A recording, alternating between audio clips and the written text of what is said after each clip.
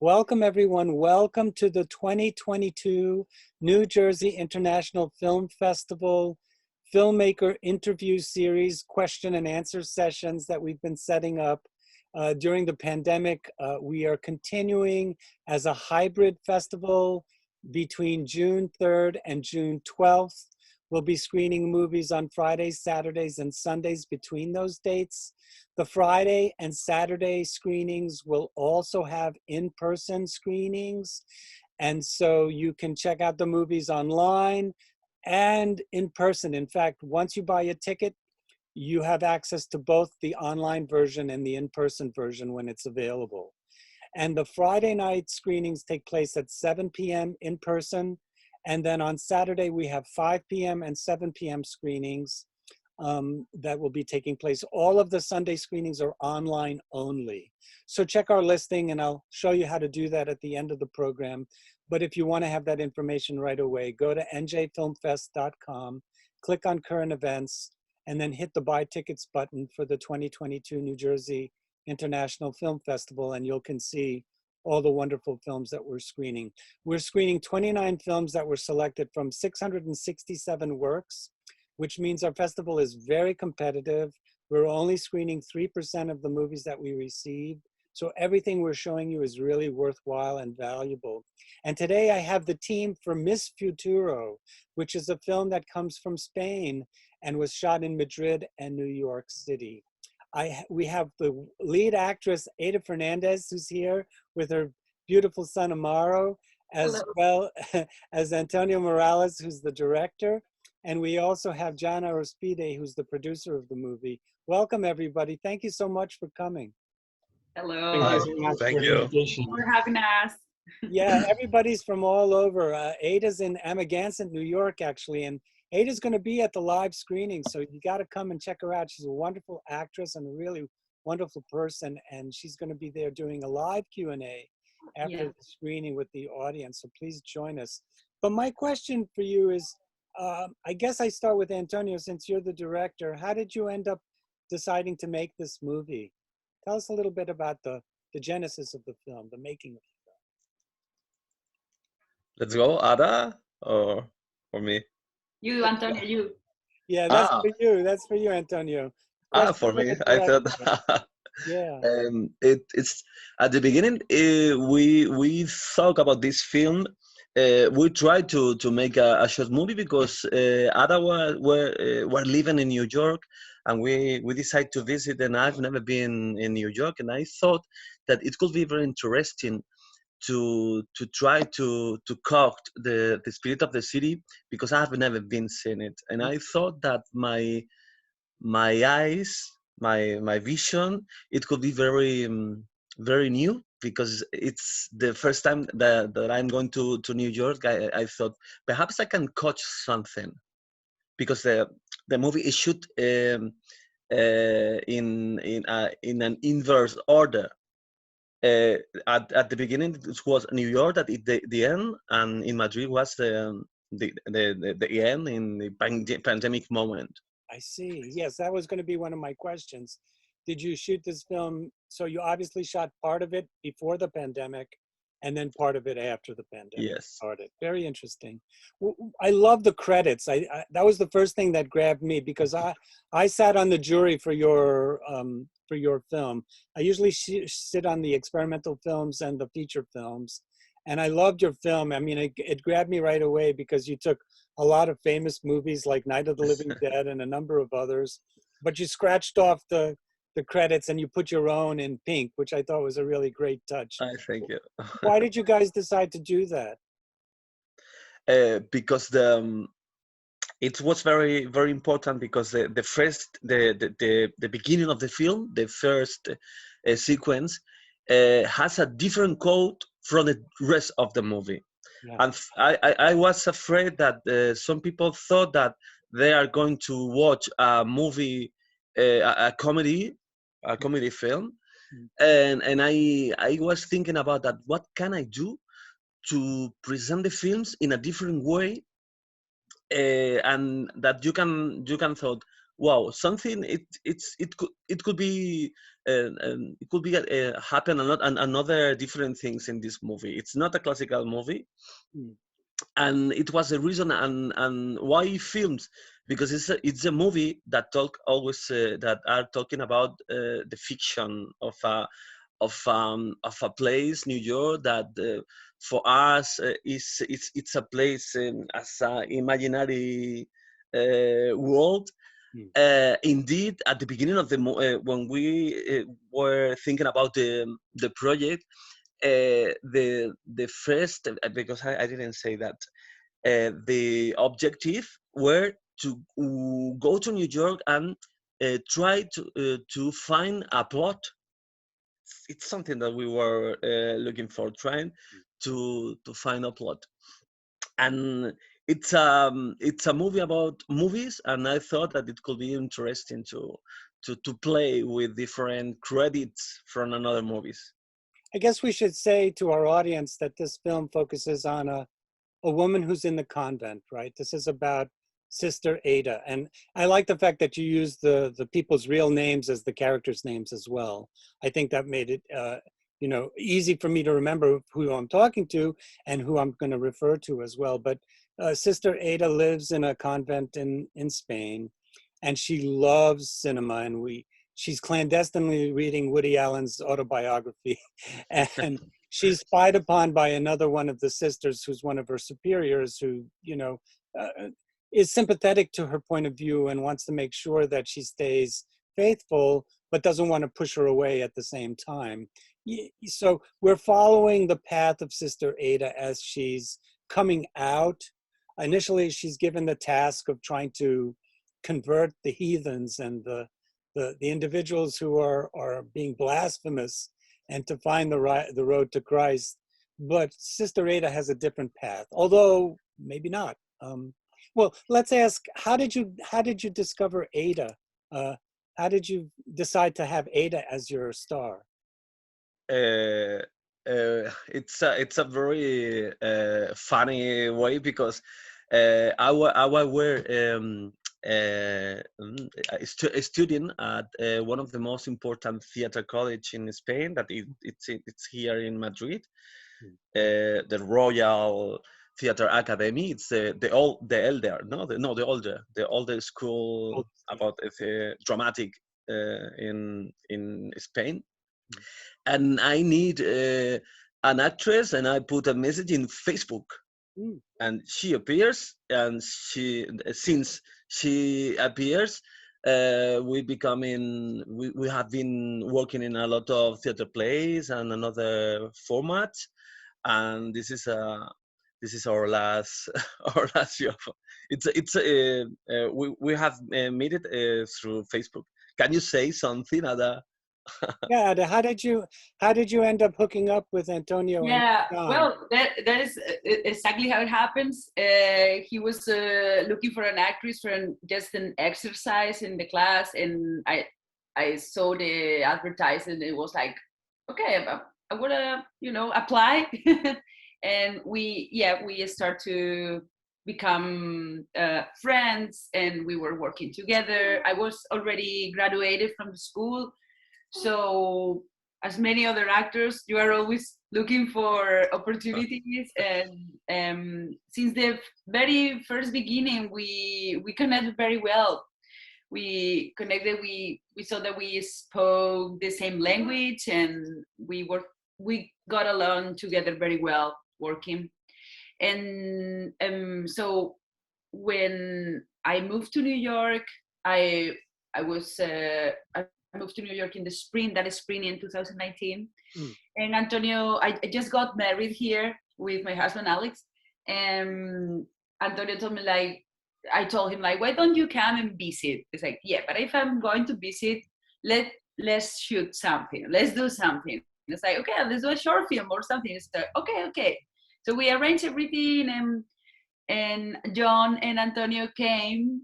And it's like, so Antonio, I asked him, what did you prepare? So do I have to learn some lines or something? It's like, no. Let's work on this, kind of improvising. I have some ideas, but So we start here in Amigance.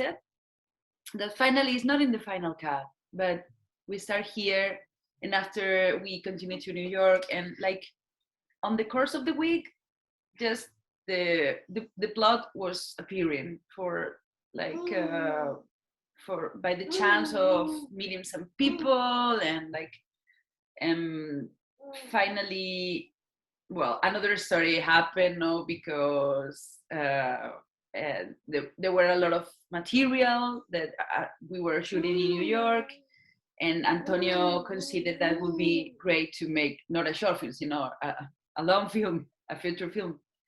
And that was how we shoot the rest in Spain in order to complete the first part. That is the second part in the movie. Gotcha. And John, how did you get involved in making the movie? I collaborated with Antonio, and I have been friends for a very long time, and I worked with him in his first feature film, Mesmerizing in the Woods. I was a producer as well, and we made a very interesting like festival tour, like in 40 festivals along the world. So I knew how he worked. I was totally trusting him, and I knew he has this, you know, amazing creativity, and everything he does, I know it's going to have like a special touch. So he told me, like, let's go to New York, let's do this. I need somebody to help to do this. Like, we are gonna be a very small crew because we want to sneak in like different places, and we don't want to interfere with the reality because we want to capture it. And I said, okay, that's my thing. Like, of course, I want to be there, and I want to go through this journey, and that's how I got engaged. I really like the fact, I kind of wrote in my notes, guerrilla filmmaking. Do you guys know what that means, guerrilla? Like shooting on the run, and you know, not getting any permits, and you know, getting in and out. Although you did credit David Byrne. I mean, I went to a performance of American Utopia as well that you guys went to see. I love that show, and I love David Byrne too. So I was curious to see if that was something that he allowed you to film, and he knew you did, or is it also guerrilla filmmaking in and out, and you just kind of thanked him to say thank you? Everything's guerrilla filmmaking in this film. Like, we didn't get any permit from anybody. Like, That's we good. just, I mean, that's why I think we liked it, because it's very, very documentarian almost. I mean, I thought, as I mentioned to John before I started speaking to you guys, before we started recording, that it really has a kind of very documentary feel, especially for the New York stuff. I mean, there's no question. But it's a little bit more measured when you get to Madrid, although with the Madrid footage, especially the convent footage, is very, very meticulous and very measured. And I thought, was that something you wanted to have, that kind of dichotomy, the two different types of filmmaking style, like almost feature film and documentary kind of brought together? Was that something that you intended, or it just kind of happened that way? Antonio, ¿se entendió la pregunta? Te la traduzco. Dice que si la dicotomía entre el documental y la ficción, que se ve como en la primera parte de la película, es como mucho más medido, como mucho más controlado, y a partir de después de la escena del convento es como mucho más documental, que si es algo que tú perseguías, que si es algo que tú era intencional. Yeah. Yeah, absolutely. For me, it was this idea to catch the reality. It was very important. A very small crew, because you can, if you have a very big camera, if you have a very big group, always is going to disturb. And I was trying to catch something that were very important for me. That it was this reality that curiously, it's very magical. It's very cinematographic. It's something. This is a dichotomy, because for me, New York, it's a real city, but always, it's also a fantastic city. A city that it's on my mind, and I weren't be just never. And it was the first time, and I was trying to connect reality and fiction in this way. It's the reason that it's so important, because It was the first sequence is very dramatic, comic, with a different with with a different tone. Don't know, sería tone. Yeah, tone. That's But right. the rest, because I want to connect, to compare. I think it's interesting to confront. I think also the way that you dress Ada. Ada is first seen in her convent garb, which is, you know, she's angelic, very white, and then we switch. She goes to get the holy water, and her outfit has changed to black. And we see this kind of going back and forth. Even when she gets to New York, her outfits are black and white, which leads me to why shoot in black and white? Why not shoot in color? Was it something to match the kind of outfits that you had Ada wear? Or was it about good and evil, black and white? I mean, you talk about these, you know, these elements where Ada is trying to come to terms with she wants to be a nun or not. So I don't know. Was that something that was also, I mean, you had a lot of improv, but there's also things that it seems as if you selected these ideas before the improvisation. The types of dress, black and white, shooting the video on black and white. Was that something that you wanted to do? The dressing or the black and white cinematography. It's it. Dice que le parece muy interesante cómo Ada empieza vestida de blanco, o sea, con el traje de novia blanco típico, luego de repente cuando va al cruising ya es un vestido de monja pero negro, y como que hay unos juegos constantes de cambio de outfit entre el blanco y el negro, y entonces que si eso está relacionado de alguna manera con la decisión de hacer la película en blanco y negro, o cuál es el motivo por el que tú decidiste hacer la película en blanco y negro. Yeah. No. The reason is because for me, black and white, it's the cinematographic code for the classical movies, and the images that I have about New York were most of them in black and white. It's Manhattan by Woody Allen. It's all the greatest movies that had been shot in New York, and it was the reason. Indeed, if you when we were talking about the opening credits, are always all of them are black and white movies. This was the reason, and the outfits from Ada were we had been testing through the camera to watch that could be, because sometimes it could be a very beautiful dress but with a beautiful color, and you can catch in with the camera. Because it's in black and white. This is the main reason, because I want to focus on how can I say it? How can I say it? I can focus on the elements that can imagine the cinema, the greatest movies. Mm-hmm. Yeah, so I think that makes perfect sense. And I guess I wanted to ask Ada then, Ada, what was the favorite sequence that you liked in this film, acting in? What was the sequence that you enjoyed the most? Without giving too much away, yeah. As you say, like there are a bunch of improvised. I mean, I definitely liked very much the shooting in New York. That was so surprising every day, and like walking on the streets of New York. I really liked the one in the church. It's really I love the final cut of that sequence.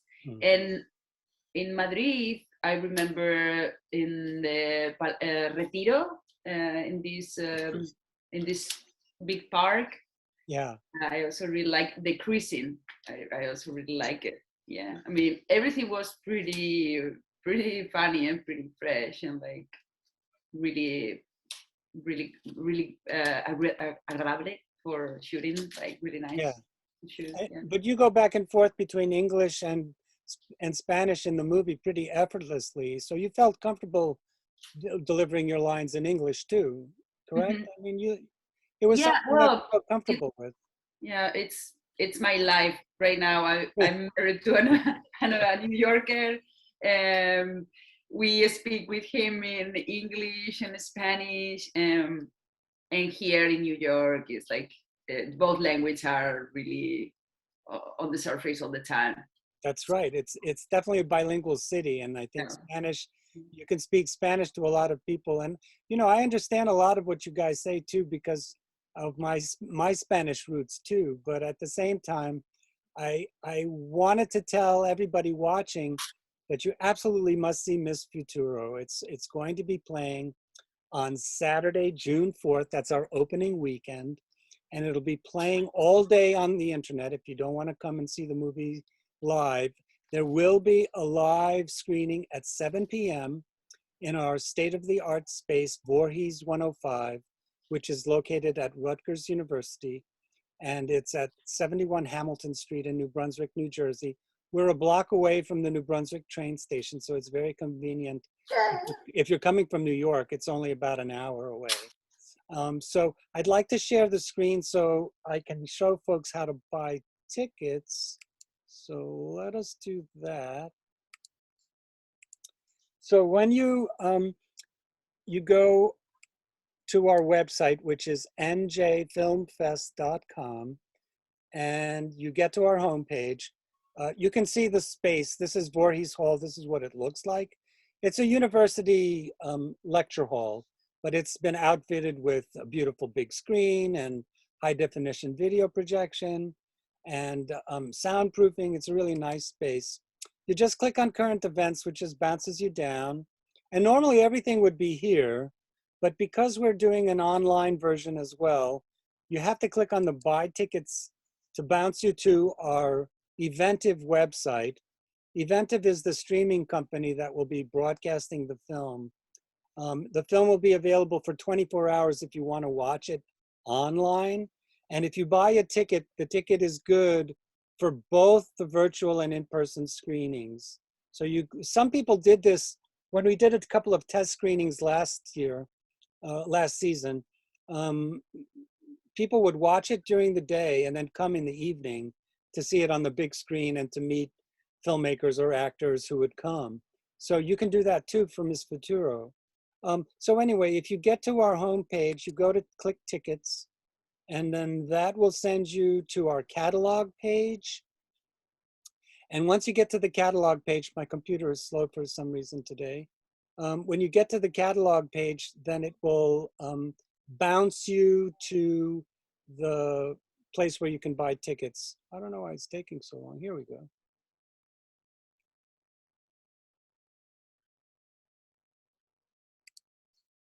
Uh-oh. We do it one more time. So the catalog page has all of the various programs. There's 11 of them. There are 3 short programs where there's a series of shorts. You can watch all of them at one price. And then there's 4 feature films and 4 documentary features. So when you get to our homepage, you go to narrative feature, and Miss Futuro is the first one. And all the pictures are coming in. And here's a nice picture of Ada spraying holy water throughout the park in Madrid. And all you have to do is click on this, and it will bring you to where you can order tickets. There's descriptions, more information about the program.